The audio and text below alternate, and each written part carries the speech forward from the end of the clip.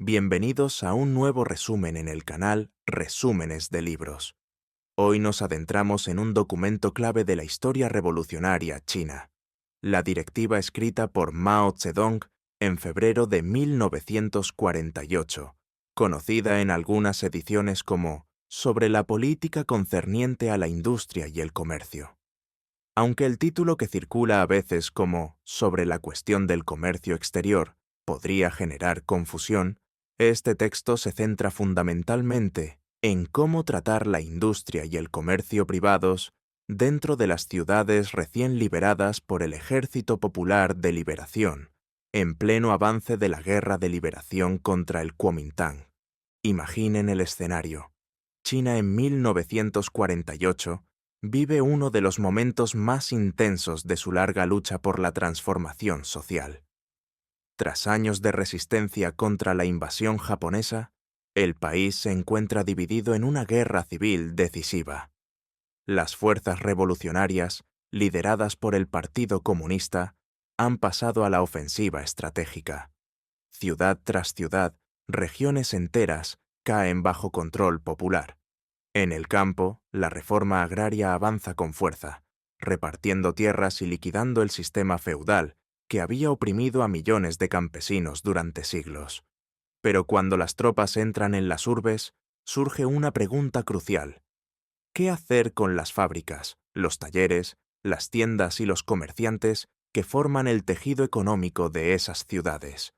Algunos camaradas, acostumbrados a las duras batallas contra los terratenientes en las zonas rurales, tienden a aplicar las mismas medidas en el entorno urbano.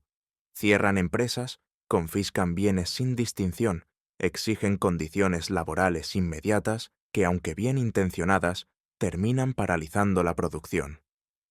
El resultado es un daño innecesario a la economía, escasez de bienes básicos y, lo peor, un freno al avance mismo de la revolución, porque sin producción no hay suministros para el frente, ni estabilidad para las masas. Es precisamente en este contexto donde Mao Zedong, desde su posición en el Comité Central del Partido, redacta esta directiva interna. No es un tratado teórico extenso, sino un texto breve, directo y práctico, dirigido a los cuadros responsables de las regiones liberadas.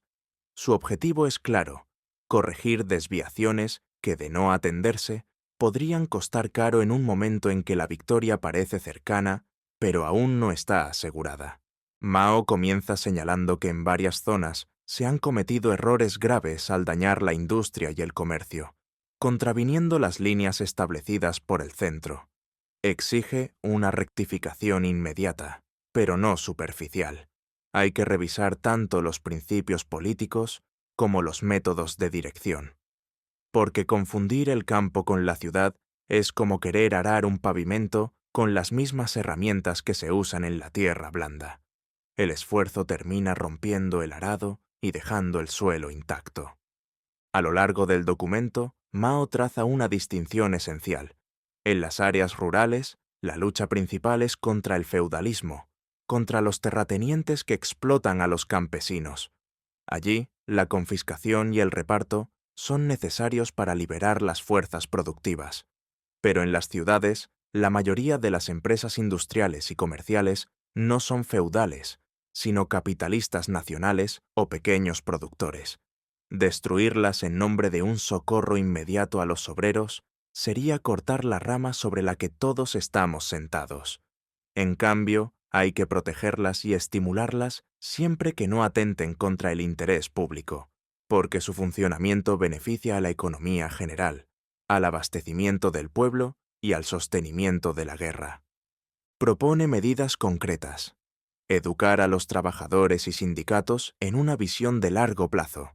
Crear comités mixtos de obreros y patronos bajo supervisión gubernamental para reducir costos, aumentar producción y ventas, equilibrando intereses públicos, laborales y privados.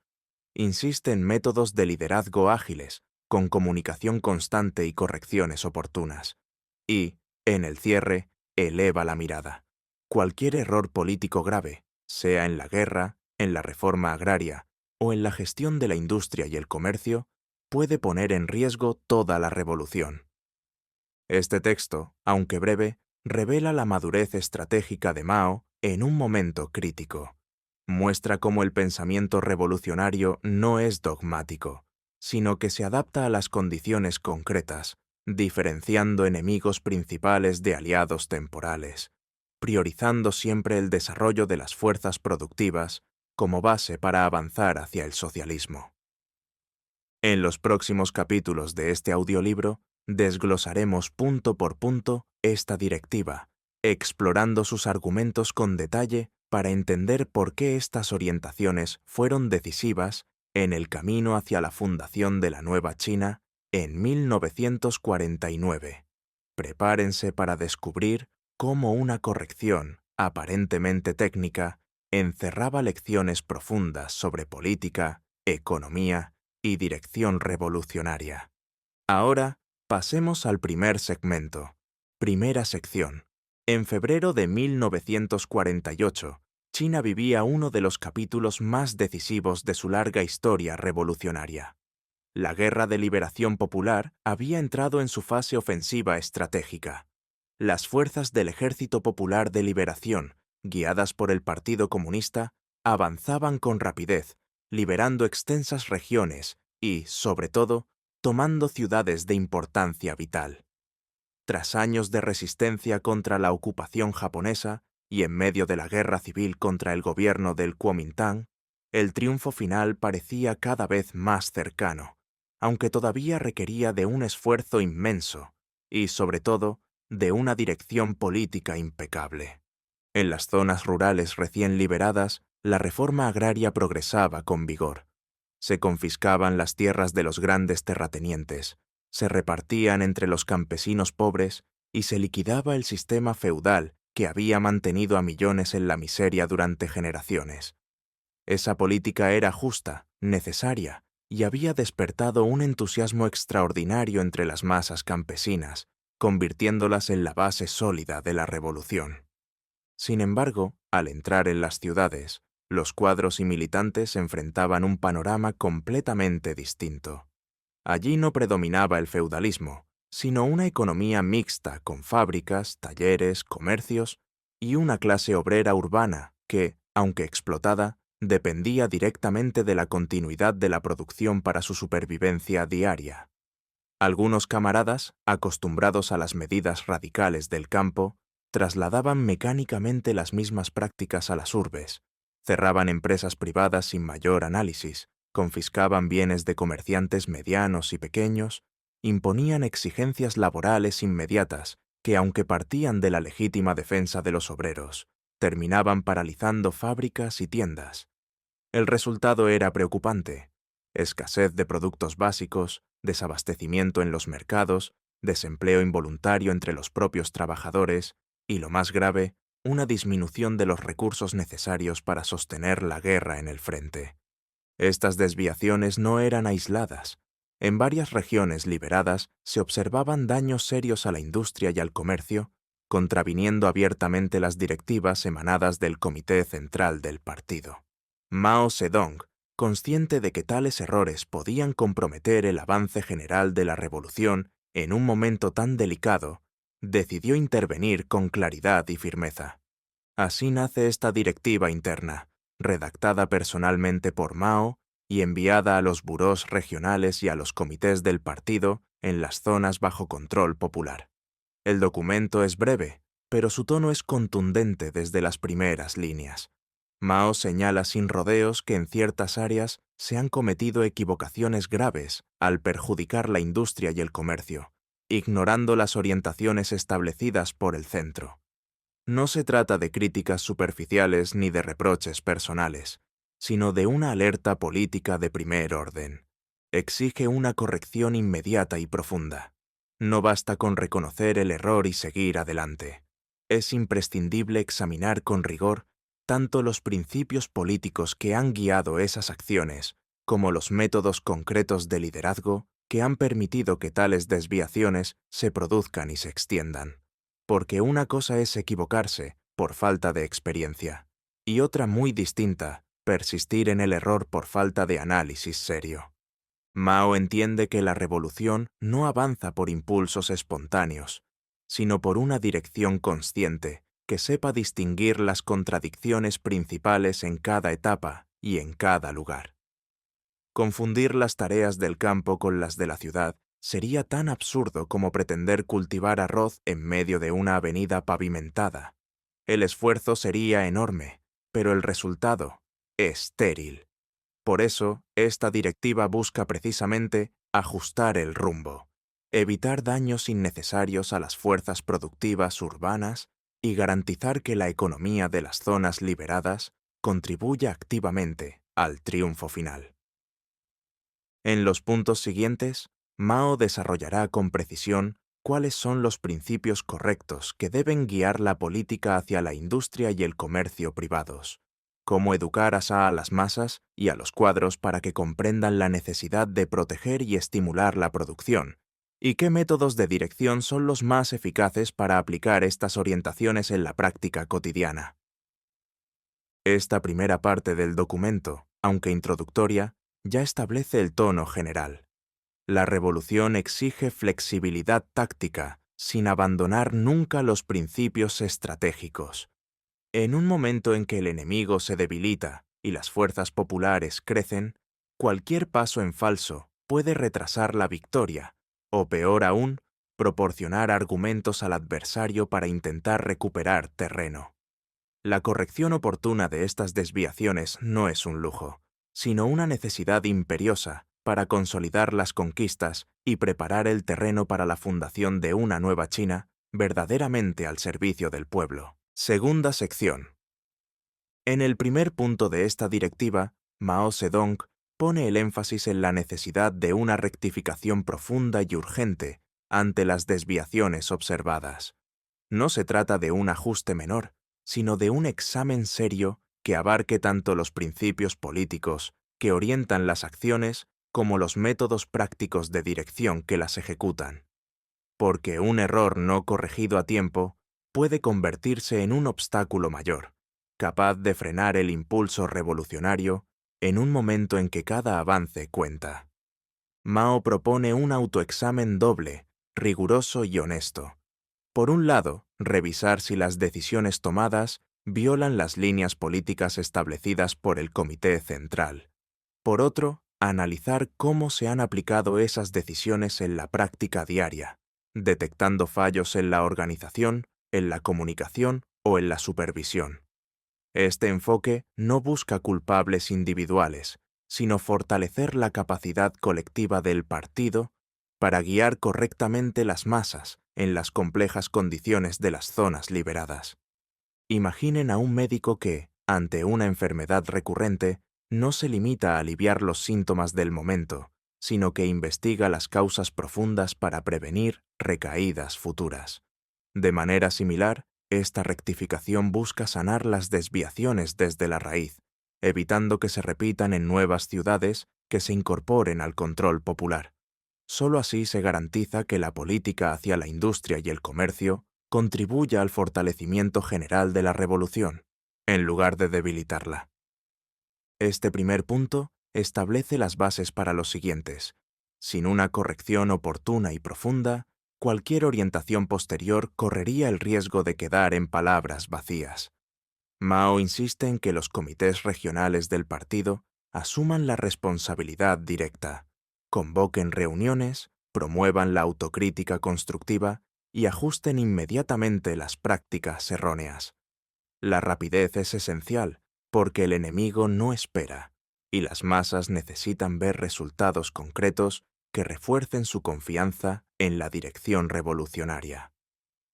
Al mismo tiempo, esta rectificación debe realizarse con cuidado para no generar confusión ni desánimo.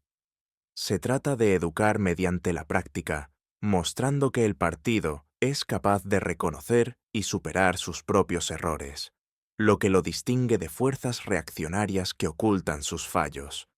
De esta forma, el proceso no solo resuelve problemas inmediatos, sino que eleva el nivel político de los cuadros y militantes, preparándolos mejor para las tareas venideras en un panorama donde las ciudades jugarán un rol cada vez más decisivo.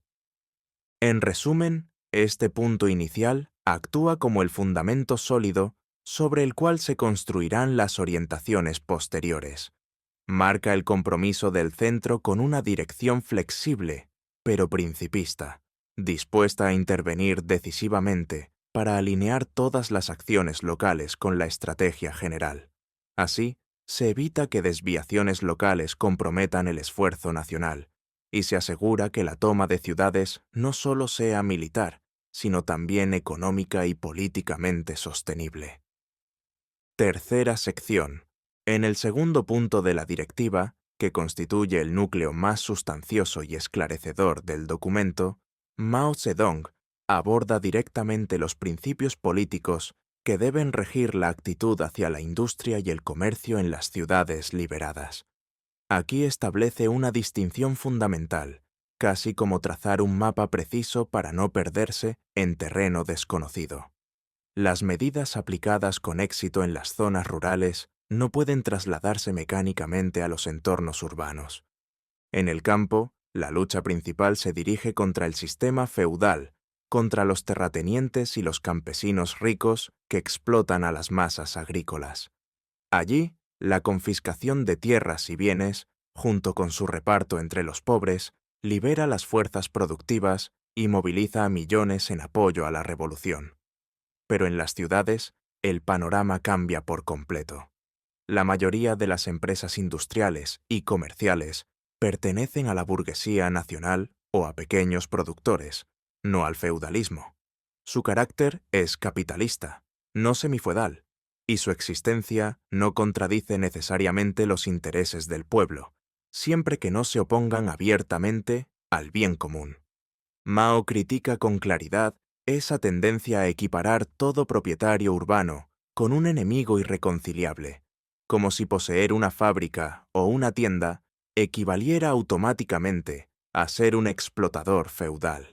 Destruir o paralizar estas actividades en nombre de un alivio inmediato para los obreros sería un error grave, comparable a sacrificar el bosque por cortar un solo árbol enfermo. En realidad, tales acciones terminan perjudicando a los propios trabajadores, al generar desempleo, escasez de bienes y un debilitamiento de la economía que sostiene la guerra contra el enemigo común. El principio correcto consiste en proteger y estimular el desarrollo de la industria y el comercio privados, siempre bajo la condición de que beneficien la economía nacional y el sustento del pueblo. No se trata de tolerar explotación ilimitada, sino de distinguir entre lo que ayuda al avance general y lo que lo obstaculiza. Proteger estas empresas significa garantizar su funcionamiento normal, permitir que produzcan y vendan, porque de ello depende el abastecimiento de alimentos, ropa, herramientas y otros artículos esenciales para las masas y para el frente militar. Para lograrlo, Mao propone una educación paciente y profunda entre los obreros y los dirigentes sindicales. Muchos actúan con la mejor intención, exigiendo mejoras salariales o condiciones inmediatas, pero sin considerar el impacto a largo plazo. Es necesario explicarles que priorizar demandas parciales por encima del interés general puede llevar a cierres de fábricas, pérdida de empleos y un retroceso para todos.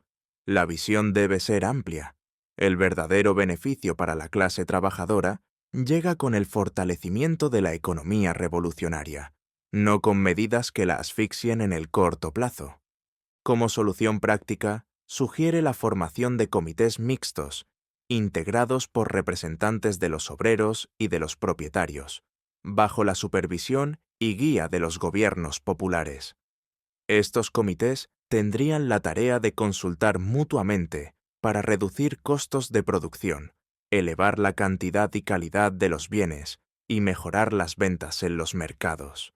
El objetivo no es confrontación permanente, sino colaboración regulada que equilibre varios aspectos: los intereses del Estado y del pueblo en su conjunto, los del trabajo asalariado y los del capital privado, así como el apoyo directo a las necesidades de la guerra de liberación. De esta manera, se logra un beneficio mutuo. Los obreros obtienen estabilidad laboral y mejoras graduales. Los propietarios ven protegida su actividad productiva, y la revolución gana en recursos y en unidad interna. Si estos principios se ignoran, ya sea en su totalidad o solo en parte, reaparecen inevitablemente los problemas observados: parálisis económica, descontento popular y oportunidades aprovechadas por el enemigo. Mao concluye este punto recomendando a los burós regionales del partido que realicen un análisis detallado de la situación local, revisen las políticas aplicadas hasta el momento y emitan directivas internas específicas, junto con decretos públicos claros. Solo con esta alineación consciente se asegura que la toma de ciudades no solo sea una victoria militar, sino el inicio de una reconstrucción económica sólida, capaz de sostener el camino hacia una China nueva y próspera para las grandes mayorías.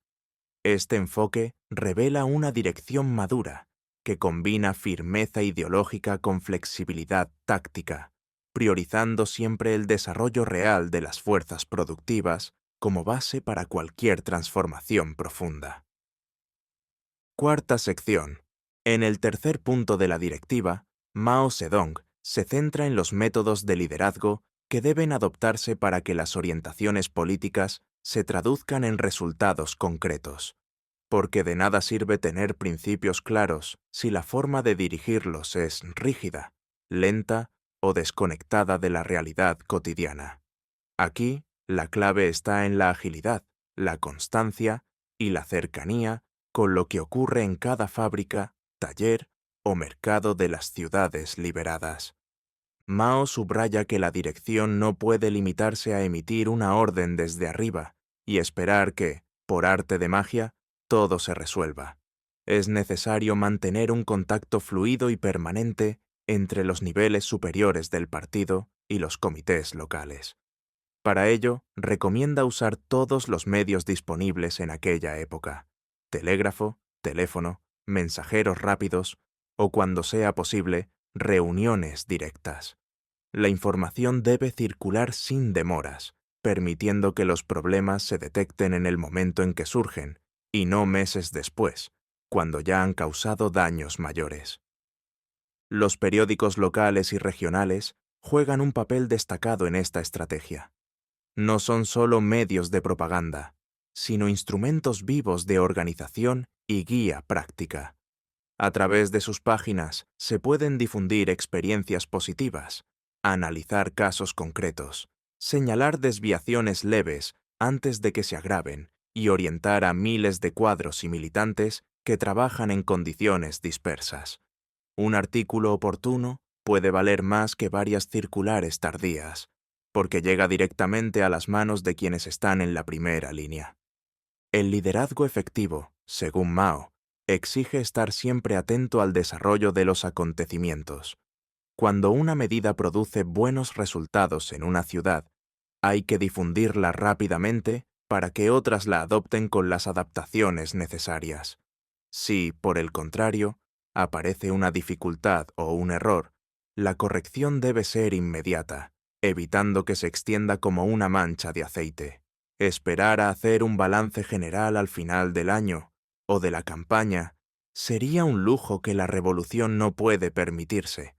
Las pérdidas acumuladas en ese tiempo podrían ser irreparables. En condiciones más estables, añade Mao, los burós centrales y regionales deben establecer con precisión qué está permitido y qué está prohibido en materia de industria y comercio.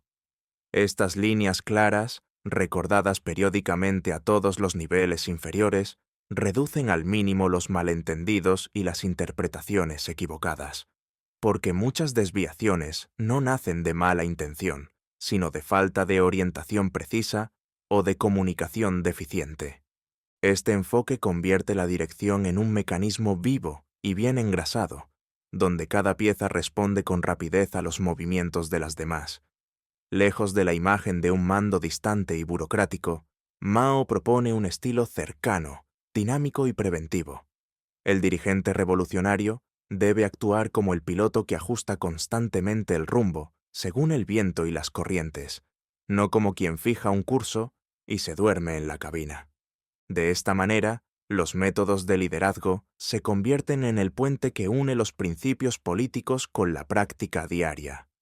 Sin ellos, las mejores ideas quedan en el papel. Con ellos, se transforman en cambios reales que mejoran la producción, estabilizan los mercados y fortalecen la confianza de las masas en la nueva autoridad popular.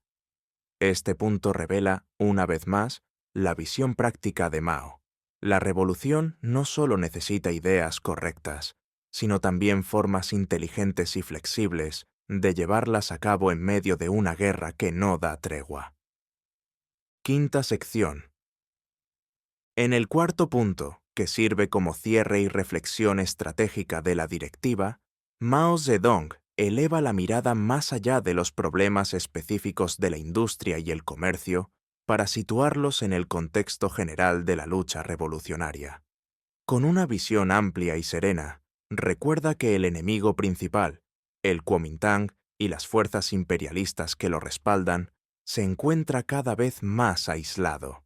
Sus bases se reducen, sus tropas desertan en masa y su apoyo entre el pueblo se desvanece. La victoria popular parece estar al alcance de la mano, pero precisamente por eso, advierte Mao, no hay lugar para la complacencia ni para el relajamiento.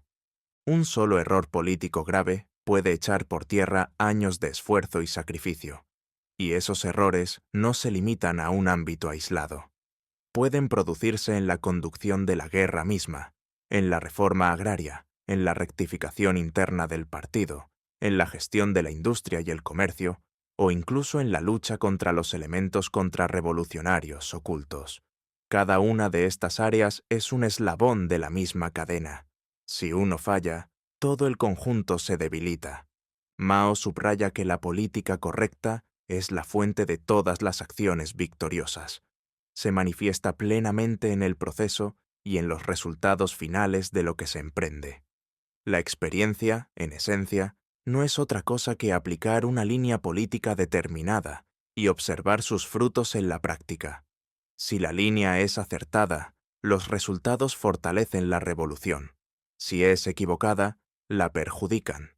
Y si no hay línea clara, se cae en la improvisación ciega, que casi siempre termina en fracaso. Por eso, antes de lanzar cualquier medida importante, los cuadros deben explicar con paciencia y detalle la política del partido a todos los miembros y a las masas. Esa explicación no puede ser abstracta ni repetitiva. Debe partir siempre de las condiciones concretas de cada lugar, de los problemas reales que enfrentan las personas en su vida diaria. Solo cuando las masas comprenden por qué se hace algo y hacia dónde lleva, se movilizan con entusiasmo y corrigen por sí mismas las desviaciones menores. Sin esa labor previa de esclarecimiento, los militantes y los trabajadores actúan a tientas, interpretan las orientaciones a su manera, o peor aún, las sustituyen por ideas espontáneas que parecen sensatas en el momento, pero terminan alejándose del rumbo general. El resultado son políticas locales erróneas, que aunque surjan con buena intención, debilitan la unidad y retrasan el avance. Este punto final actúa como un recordatorio solemne. La revolución no es un proceso mecánico ni un juego de probabilidades. Es una empresa consciente, guiada por una dirección que combina análisis profundo de la realidad con principios firmes. En 1948, con la nueva China ya asomando en el horizonte, Mao insiste en que la claridad política es la garantía última del triunfo. Proteger la producción urbana, educar a las masas, dirigir con agilidad, todo eso cobra sentido dentro de una estrategia mayor que busca no solo derrotar al enemigo militarmente, sino construir bases sólidas para una sociedad nueva. Así concluye esta directiva breve pero densa, que en pocas páginas condensa lecciones vitales sobre cómo adaptar la teoría revolucionaria a las condiciones cambiantes sin perder nunca el norte.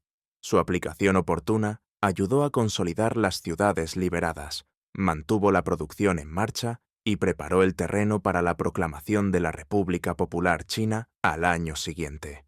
Una vez más, se demuestra que la fuerza de una revolución no reside solo en las armas o en el número, sino en la capacidad de dirigir con sabiduría, corrigiendo errores a tiempo y uniendo a todas las fuerzas posibles en torno a un objetivo común. Con la quinta sección, llegamos al cierre de esta directiva interna de Mao Zedong, un texto breve pero cargado de implicaciones que marcaron un momento decisivo en la Revolución China.